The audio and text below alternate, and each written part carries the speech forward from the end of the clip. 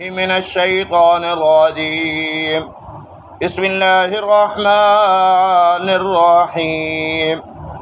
أفحسبتم أنما خلقناكم عبثا وأنكم إلينا لا ترجعون. فتعالى الله الملك الحق لا إله إلا هو رب العرش الكريم. ومن يدع مع الله إلها آخر لا برهان له به فإنما حسابه عند ربه إنه لا يفلح الكافرون. وقل رب اغفر وارحم وأنت خير الراحمين. آمنت بالله صدق الله العلي العظيم.